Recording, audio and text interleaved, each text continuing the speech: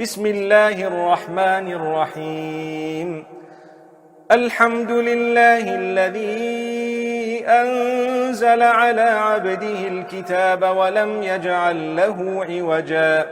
قيما لينذر بأسا شديدا من لدنه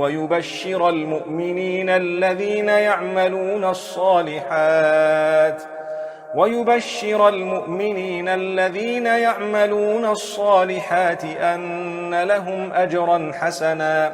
ماكثين فيه أبدا وينذر الذين قالوا اتخذ الله ولدا ما لهم به من علم ولا لآبائهم كبرت كلمة تخرج من أفواههم إن يقولون إلا كذبا فلعلك باخع نفسك على آثارهم إن لم يؤمنوا بهذا الحديث أسفا إنا جعلنا ما على الأرض زينة لها لنبلوهم أيهم أحسن عملا وإنا لجاعلون ما عليها صعيدا جرزا أم حسبت أن أصحاب الكهف والرقيم كانوا من آياتنا عجبا إذ أوى الفتية إلى الكهف فقالوا ربنا آتنا من لدنك رحمة وهيئ لنا من أمرنا رشدا فضربنا على آذانهم في الكهف سنين عددا ثم بعثناهم لنعلم أي الحزبين أحصى لما لبثوا أمدا نحن نقص عليك نبأهم بالحق إنهم فتية آمنوا بربهم وزدناهم هدى وربطنا على قلوبهم إذ قاموا فقالوا ربنا رب السماوات والأرض لن ندعو من دونه إلها لقد قلنا إذا شططا هؤلاء قومنا اتخذوا من دونه آلهة لولا يأتون عليهم بسلطان بين فمن أظلم ممن افترى على الله كذبا وإذ اعتزلتموهم وما يعبدون إلا الله فأووا إلى الكهف ينشر لكم ربكم من رحمته ويهيئ لكم من أمركم مرفقا وترى الشمس إذا طلعت تزاور عن كهفهم ذات اليمين وإذا غربت تقرضهم ذات الشمال وهم في فجوة منه ذلك من آيات الله من يهد الله فهو المهتد ومن يضلل فلن تجد له وليا مرشدا وتحسبهم أيقاظا وهم رقود ونقلبهم ذات اليمين وذات الشمال وكلبهم باسط ذراعيه بالوصيد لو اطلعت عليهم لوليت منهم فرارا ولملئت منهم رعبا وكذلك بعثناهم ليتساءلوا بينهم قال قائل منهم كم لبثتم قالوا لبثنا يوما أو بعض يوم قالوا ربكم أعلم بما لبثتم فابعثوا أحدكم بورقكم هذه إلى المدينة فلينظر أيها أزكى طعاما فليأتكم برزق منه وليتلطف ولا يشعرن بكم أحدا إنهم إن يظهروا عليكم يرجموكم أو يعيدوكم في ملتهم ولن تفلحوا إذن أبدا وكذلك أعثرنا عليهم ليعلموا أن وعد الله حق وأن الساعة لا ريب فيها إذ يتنازعون بينهم أمرهم فقالوا ابنوا عليهم بنيانا ربهم أعلم بهم قال الذين غلبوا على أمرهم لنتخذن عليهم مسجدا سيقولون ثلاثة رابعهم كلبهم ويقولون خمسة سادسهم كلبهم رجما بالغيب ويقولون سبعة وثامنهم كلبهم قل ربي أعلم بعدتهم ما يعلمهم إلا قليل فلا تمار فيهم إلا مراء ظاهرا ولا تستفت فيهم منهم أحدا ولا تقولن لشيء إني فاعل ذلك غدا إلا أن يشاء الله واذكر ربك إذا نسيت وقل عسى أن يهديني ربي لأقرب من هذا رشدا ولبثوا في كهفهم 300 سنين وازدادوا 9 قل الله أعلم بما لبثوا له غيب السماوات والأرض أبصر به وأسمع ما لهم من دونه من ولي ولا يشرك في حكمه أحدا واتل ما أوحي إليك من كتاب ربك لا مبدل لكلماته ولن تجد من دونه ملتحدا واصبر نفسك مع الذين يدعون ربهم بالغداة والعشي يريدون وجهه ولا تعد عيناك عنهم تريد زينة الحياة الدنيا ولا تطع من أغفلنا قلبه عن ذكرنا واتبع هواه وكان أمره فرطا وقل الحق من ربكم فمن شاء فليؤمن ومن شاء فليكفر إنا أعتدنا للظالمين نارا أحاط بهم سرادقها وإن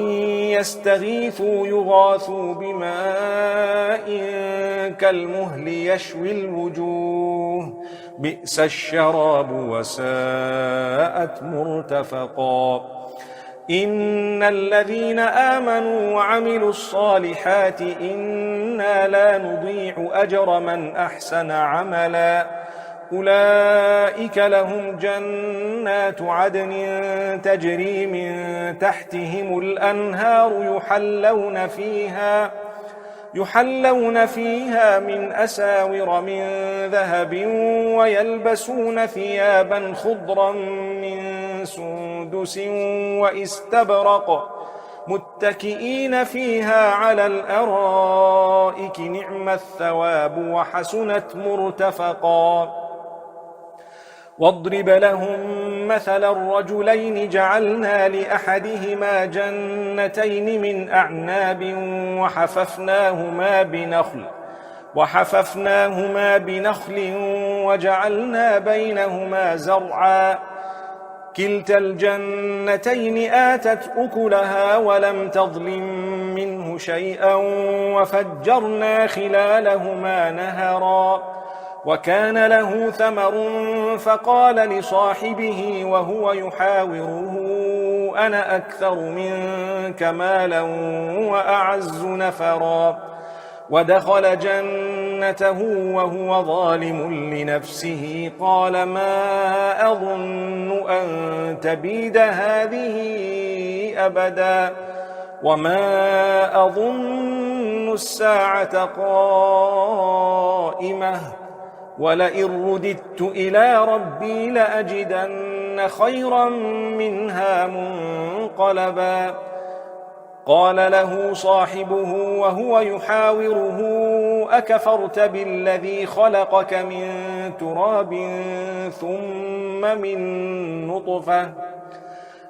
أكفرت بالذي خلقك من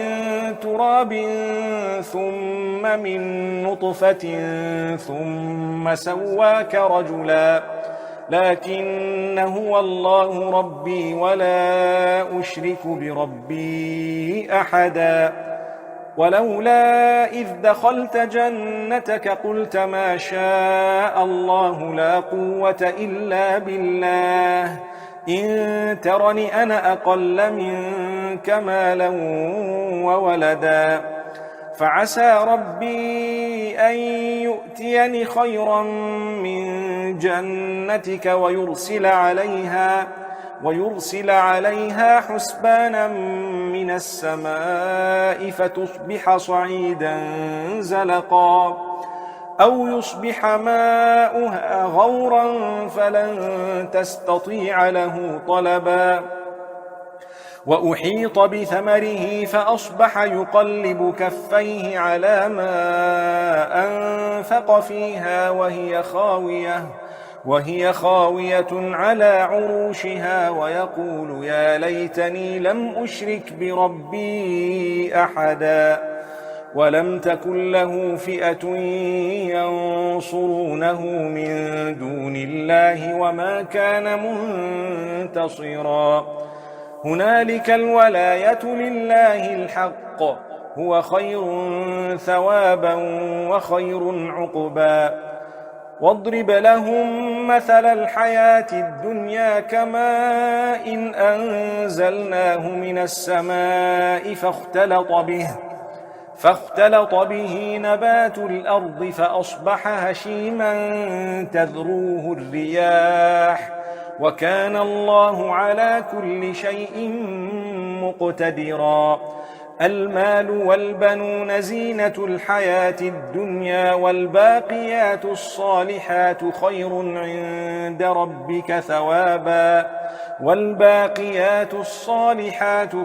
عند ربك ثوابا وخير أملا ويوم نسير الجبال وترى الأرض بارزة وحشرناهم فلم نغادر منهم أحدا وعرضوا على ربك صفا لقد جئتمونا كما خلقناكم أول مرة بل زعمتم أن لن نجعل لكم موعدا ووضع الكتاب فترى المجرمين مشفقين مما فيه ويقولون يا ويلتنا ما لهذا الكتاب لا يغادر صغيرة ولا كبيرة إلا أحصاها ووجدوا ما عملوا حاضرا ولا يظلم ربك أحدا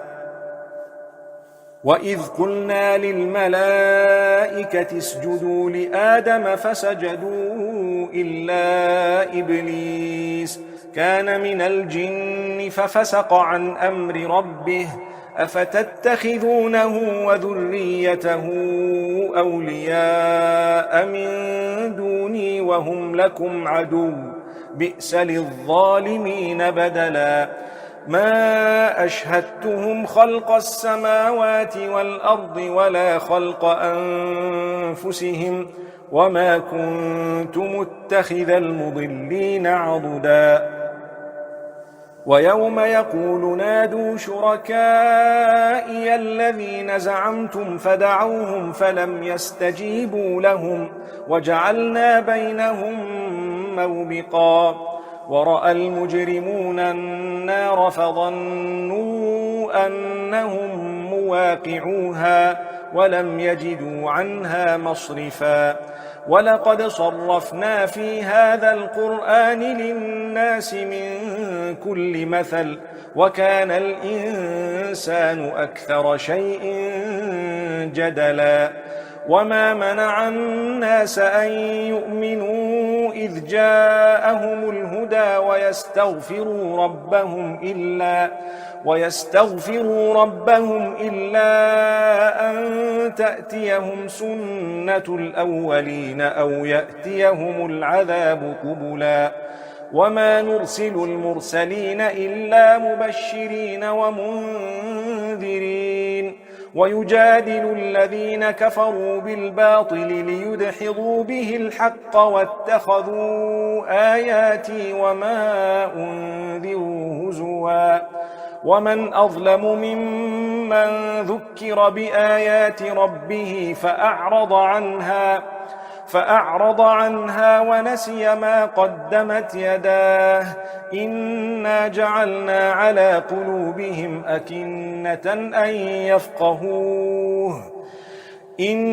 جعلنا على قلوبهم أكنة أن يفقهوه وفي آذانهم وقرا وإن تدعهم إلى الهدى فلن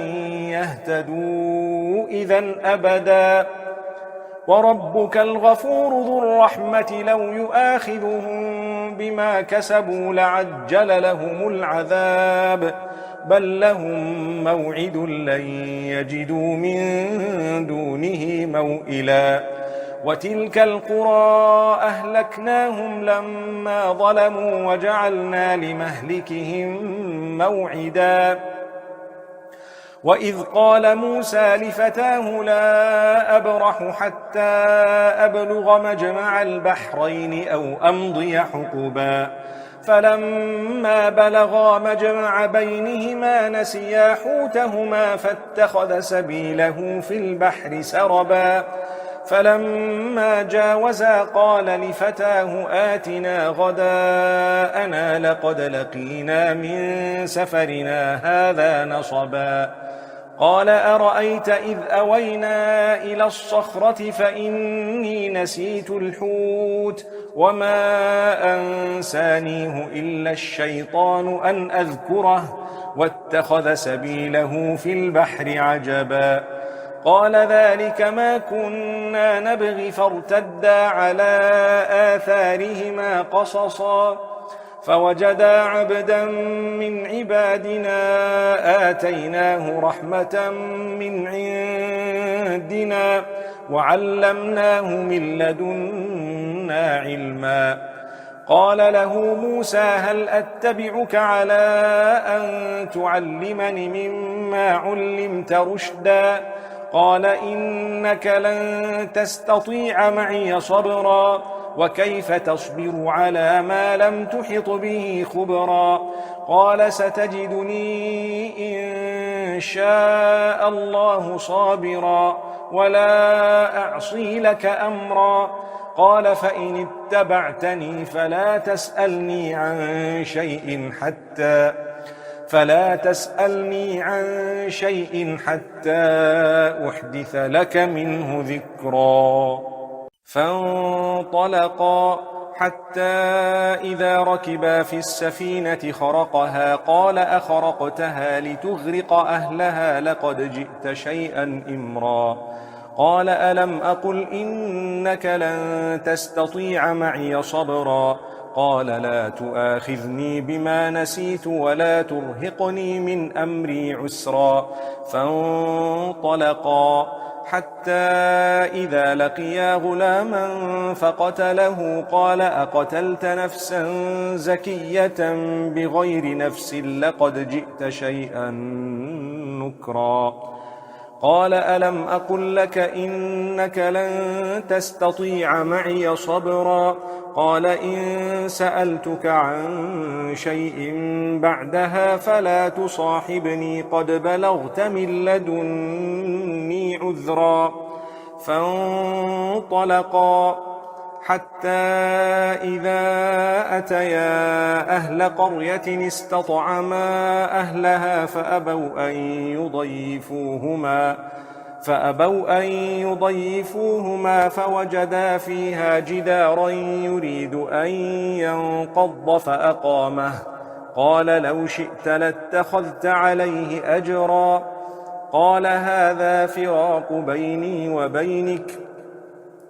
قال هذا فراق بيني وبينك سأنبئك بتأويل ما لم تستطع عليه صبرا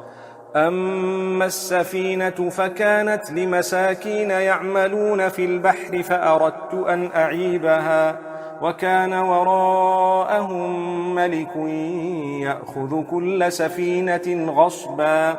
وأما الغلام فكان أبواه مؤمنين فخشينا أن يرهقهما طغيانا وكفرا فأردنا أن يبدلهما ربهما خيرا منه زكاة وأقرب رحما. وأما الجدار فكان لغلامين يتيمين في المدينة وكان تحته كنز لهما وكان أبوهما صالحا فأراد ربك أن يبلغا أشدهما ويستخرجا كنزهما رحمة من ربك وما فعلته عن أمري ذلك تأويل ما لم تسطع عليه صبرا. ويسألونك عن ذي القرنين قل سأتلو عليكم منه ذكرا. إنا مكنا له في الأرض وآتيناه من كل شيء سببا فأتبع سببا حتى إذا بلغ مغرب الشمس وجدها تغرب في عين حمئة ووجد عندها قوما قلنا يا ذا القرنين إما أن تعذب وإما أن تتخذ فيهم حسنا قال أما من ظلم فسوف نعذبه ثم يرد إلى ربه فيعذبه عذابا نكرا وأما من آمن وعمل صالحا فله جزاء الحسنى وسنقول له من أمرنا يسرا ثم أتبع سببا حتى إذا بلغ مطلع الشمس وجدها تطلع على قوم لم نجعل لهم من دونها سترا كذلك وقد أحطنا بما لديه خبرا ثم أتبع سببا حتى إذا بلغ بين السدين وجد من دونهما قوما لا يكادون يفقهون قولا قالوا يا ذا القرنين إن يأجوج ومأجوج مفسدون في الأرض فهل نجعل لك خرجا على أن تجعل بيننا وبينهم سدا قال ما مكني فيه ربي خير فأعينوني بقوة أجعل بينكم وبينهم ردما آتوني زبر الحديد حتى إذا ساوى بين الصدفين قال انفخوا حتى إذا جعله نارا قال آتوني أفرغ عليه قطرا فما استطاعوا أن يظهروه وما استطاعوا له نقبا قال هذا رحمة من ربي فإذا جاء وعد ربي جعله دكاء وكان وعد ربي حقا وتركنا بعضهم يومئذ يموج في بعض ونفخ في الصور فجمعناهم جمعا وعرضنا جهنم يومئذ للكافرين عرضا الذين كانت أعينهم في غطاء عن ذكري وكانوا لا يستطيعون سمعا أفحسب الذين كفروا أن يتخذوا عبادي من دوني أولياء إنا أعتدنا جهنم للكافرين نزلا قل هل ننبئكم بالأخسرين أعمالا الذين ضل سعيهم في الحياة الدنيا وهم يحسبون أنهم يحسنون صنعا أولئك الذين كفروا بآيات ربهم ولقائه فحبطت أعمالهم فلا نقيم لهم يوم القيامة وزنا ذلك جزاؤهم جهنم بما كفروا واتخذوا آياتي ورسلي هزوا إن الذين آمنوا وعملوا الصالحات كانت لهم جنات الفردوس نزلا خالدين فيها لا يبغون عنها حولا قل لو كان البحر مدادا لكلمات ربي لنفد البحر قبل أن تنفد كلمات ربي ولو جئنا بمثله مددا قل إنما أنا بشر مثلكم يوحى إلي أنما إلهكم إله واحد فمن كان يرجو لقاء ربه فليعمل عملا صالحا ولا يشرك بعبادة ربه أحدا.